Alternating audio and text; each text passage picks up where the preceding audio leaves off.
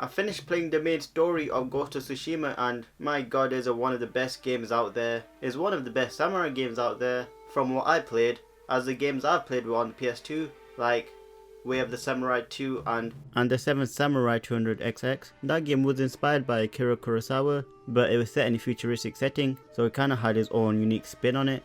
But there are other games that I've played that take more of a shinobi elements to it, like Ninja Gaiden, Tenshu, and there was one obscure PS1 game called Ninja Shadow of Darkness, if anyone will remember that one. But as for this game, it's kind of set in a real life setting, or it takes elements from history. I only know a little about the Edo period, but this game takes place during Kamakura period, which is around year 1185, ending in the year 1333. Basically, the setting takes place in around the 13th century when the Mongols invade the island of Tsushima. Now, in real life history, the story just ends there. They invade the Komodo beach, but the samurai pretty much won this fight. Now, whenever you start the game, you have the options to choose between English dialogue and Japanese dialogue.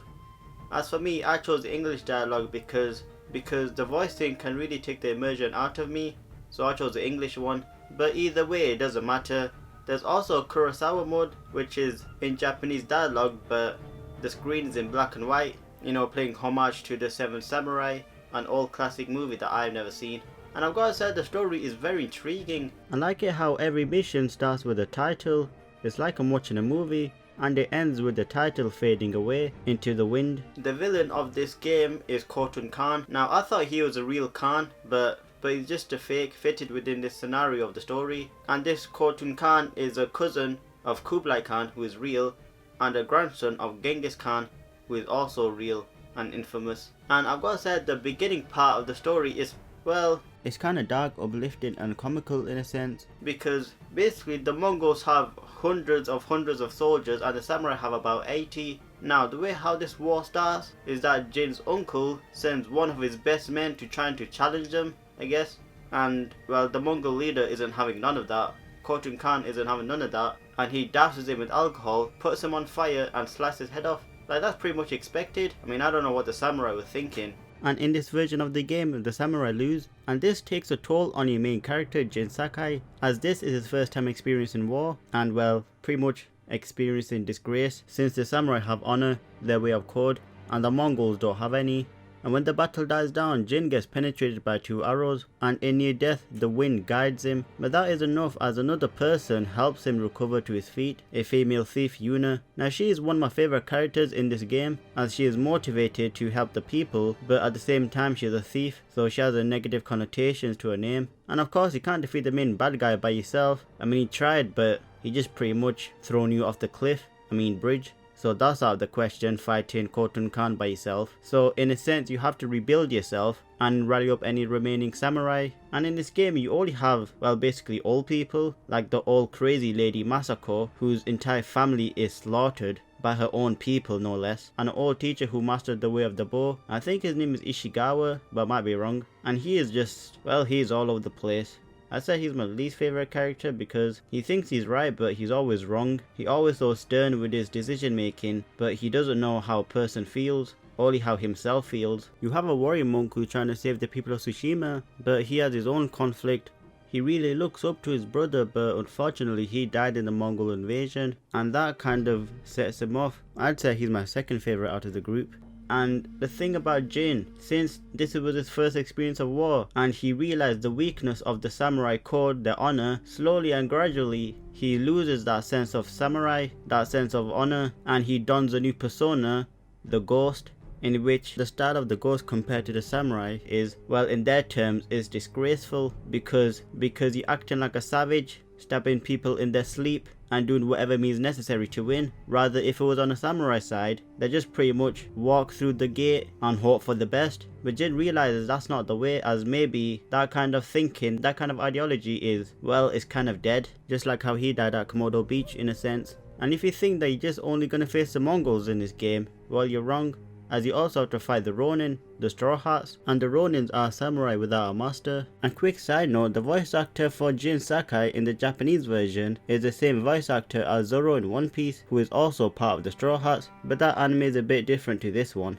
And it's nice to connect the dots yourself when you realize who's the voice actor. Now, the leader of the Straw Hats is Jin's friend. his close friend, Ryuzo, and well, he's a backstabber, which I saw that a mile away. Well, I said that there wasn't really that much emotion between those two relationships. I was just more pissed off of why he betrayed us, and then at the same time, when we killed basically most of his people, he wants to come back. I don't know, I just don't get that kind of thinking. And not only that, there's also a family drama in this game as well, between Jin and his uncle. Jin is very close to his uncle since he lost his father when he was a kid, and his uncle is very strict on the samurai code, as he pretty much taught him everything on how to hold a sword and how to kill an enemy with mercy and compassion. And the thing is, in the story, Jin's already adapted to his ghost mode, and his uncle doesn't really much say anything. Only when he sees it firsthand is that when it becomes a shock to him, and that got me scratching my head like, huh? I'm sure that you know what happened, as even Khotun Khan even says that he found his own men stabbed in the back,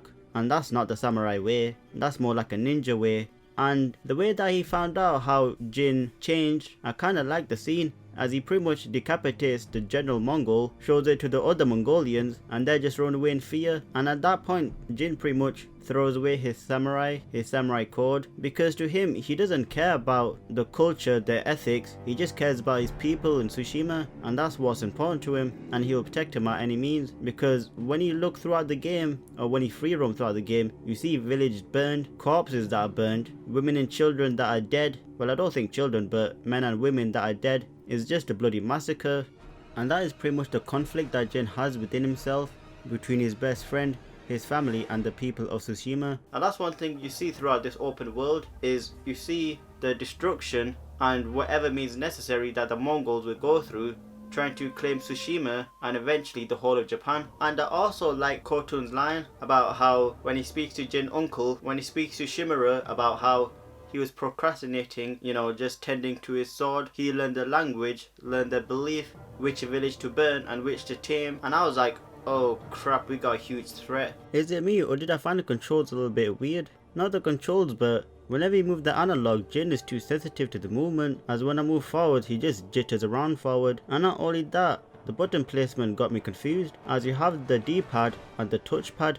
And the thing is, whenever you swipe right on the touchpad, Jin sheathes his sword, and I thought that was on the right of the D-pad, and every time I do that I go into the photo mode. Basically on the D-pad, you can regain your health, call your horse, or enter photo mode, while on the touchpad, you can gesture in the form of a bow, play on a flute to change the weather, sheath and unsheath your katana, and use the wind to follow it to your next destination. So all that just got me a bit confused. And when you swipe up on the D-pad to use the wind, that isn't clear as well, as mostly I was just looking at my map to see where I need to go, and that took me out of the immersion a little bit. Or if not, I was just constantly pressing up to see if I was getting closer to my destination or further. The combat is fun, it isn't that too complex at the start of the game, but eventually when you progress through the story, you unlock more stances. Now you start with the stone stance, and that is effective against, well, normal enemies, the swordsmen, whether they have the small swords, twin swords, or the long swords, it doesn't matter. Just use heavy attacks to break their defenses, and then just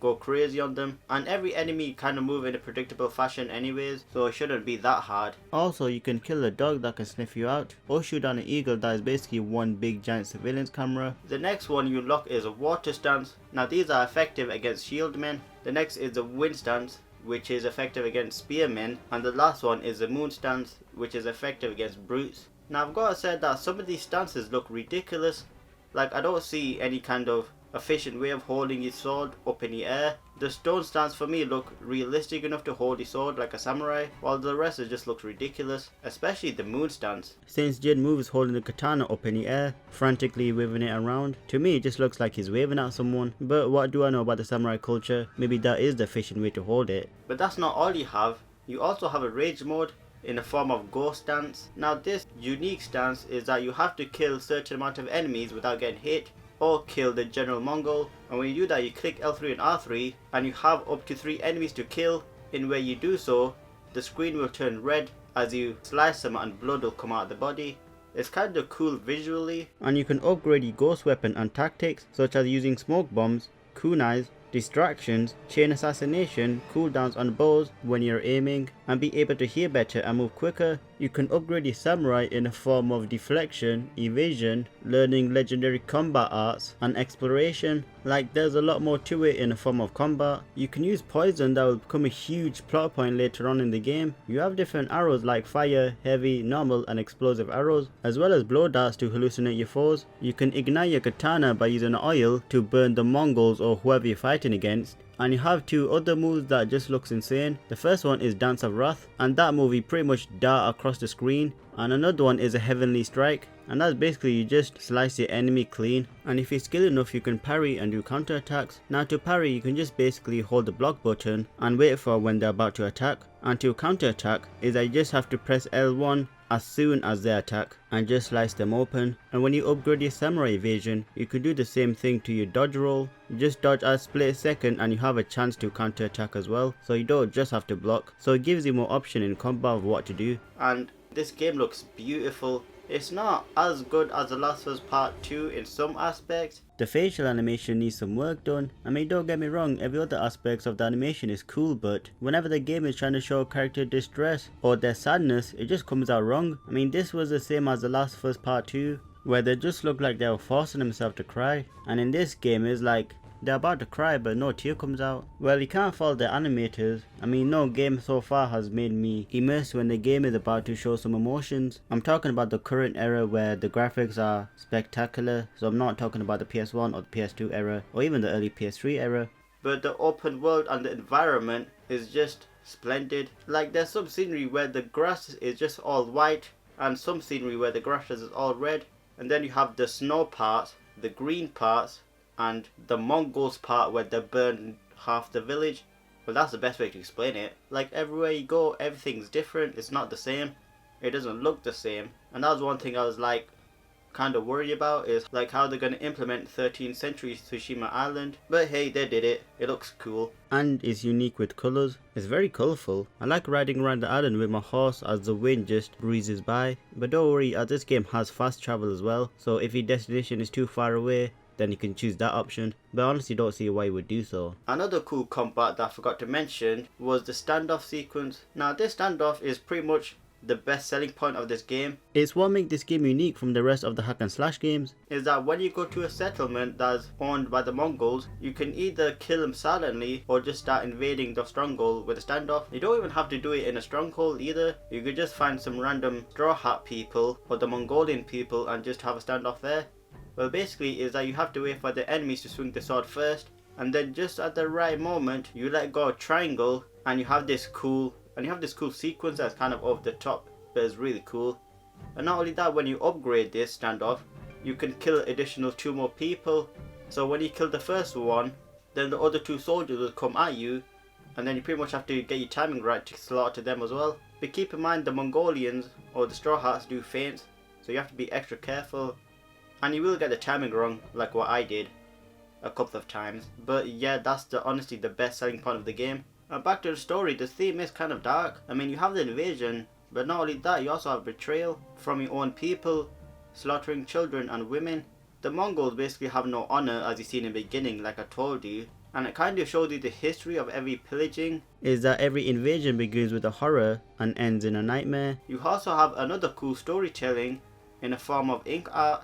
You meet a monk called Yamato and he tells you an old legend tale to learn powerful attacks or gain new powerful armors, and you can customize your armor to look sick. At first you get an armor that looks plain, but when you get enough resources you can go to the armorer and upgrade them. I learned this basically at the middle point of Act 2, which is a shame as I couldn't pretty much show you what most of the armor look like. And there are a lot of armor to choose from. They broke up into sections. You can customize the body part, the face and the head. I've collected a lot of face masks and headbands, and every armor looks unique with their own little perks. And when you see the finished product of your armor, trust me, you won't be disappointed. You can even customize your katana and your mini katana to match with your outfits. Now, in order to find these, you can find it out in the wild or just find a merchant and collect flowers to pretty much buy them. And there's a lot of customization in terms of your katana and your samurai outfits in the form of colors. Like, there are so many of them to choose. So go out in the wild and start picking flowers because you need a lot. a hell of a lot. You can collect Tsushima banners that are scattered around the world or in settlements that Mongol have taken over, and when you collect them all and return them to the monk, you can upgrade your new saddle for your horse or just change it. You can even change the song of your melodies when you play the flute to change the weather by finding singing crickets. Now to change the weather, you can change it to a sunny warm weather, a storm weather, a foggy weather, or a crap ton of rain weather. There are parkour in this game, but it's very light. Like you can climb huts, climb cliffs that have ledges on for you to climb on, and use rope to swing around. You get a horse that you can name. Now I chose a white horse called Sora because of the divine nature, I guess. I mean, white horse kind of reminds me of Pegasus, so I chose Sora. As for my second horse, I chose a black one and called him Kaze because at this point of the story, you pretty much embrace your ghost form. And I chose Kaze because, well, you drift off in the wind, assassinating people. And there are a ton of collectibles in this game.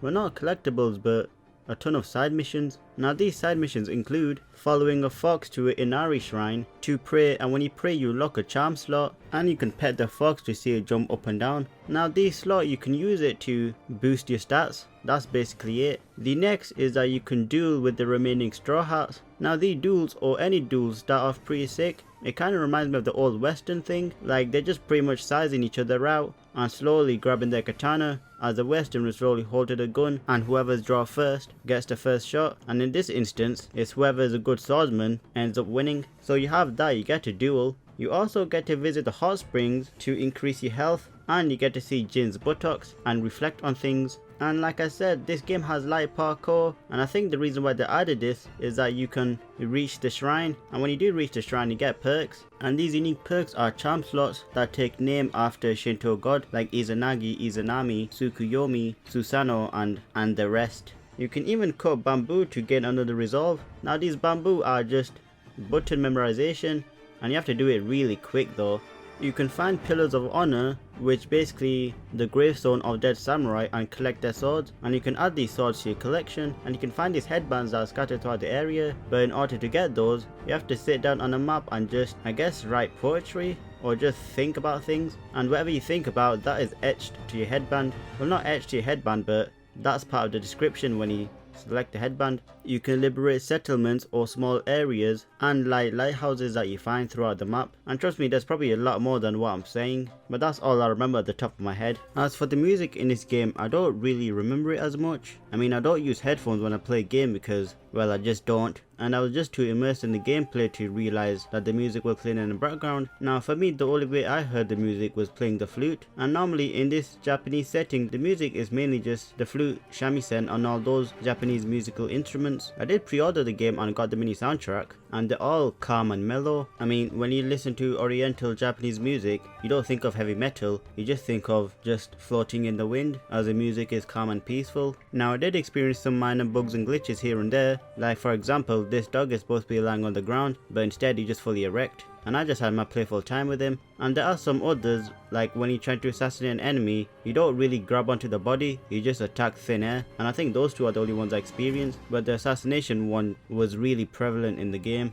And that's it really, is pretty short, but like I said, the gameplay is what makes it good. For me personally, I wanted a samurai game for a long time. I was hoping that Assassin's Creed would do it first, but they went with Valhalla, and now that Sucker Punch have done it with Ghost of Tsushima, like, what could other developers do to top this game? I mean, what Assassin's Creed can do is use Hidden Blade, but if they use standoff feature, but not just basically copying what Sucker Punch did. And not only that, Sucker Punch is the same developers as Sly Cooper, and you can even get the armor of Sly as well, which is super cool. And what is even more super cool is that I finally obtained it. I wasn't expecting the armor to look like this. It looks pretty sick if you ask me. Now, how do you get the armor?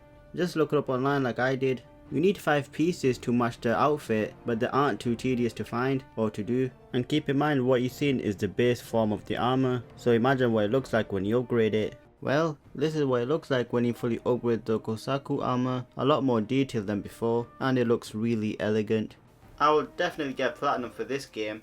And this game is kind of like Assassin's Creed type thing, in where you have to liberate town to see the whole map, and you have 3 sections to do it. You have this character Jin Sakai who's experiencing his first war, and that changes him as gradually he becomes a ghost, going away from the samurai formula and more into a unethical ninja-esque kind of way. And you have a choice at the ending. You pretty much discard your samurai. You pretty much become the ghost of Tsushima. Now at the end, you have no honor. You are now the ghost protecting people of Tsushima. And the government isn't too keen on that because you're going against the shogun and their whole political agendas. So yeah, that's what I pretty much want to talk about Ghost of Tsushima. It's a really good game and a unique samurai game that I recommend everyone will get. Not everyone will get, but everyone go and get. I like it how Sucker Punch took a risk with this IP, as it could easily flop, but it paid off with great storytelling and great visuals and great setting, as we were all yearning for a samurai setting for a long time. And I'm guessing this game is going to do well financially. I hope this game also becomes like a series. Like this kind of game genre can rival Assassin's Creed if Sucker Punch wanted to, but it's their choice. And it's a lot better than The Last of Us Part 2, I can tell you that much. And you best believe that I'm gonna play again in Kurosawa mode, probably on a hard difficulty. And yeah, that's all much I want to say about the game. So, bye bye.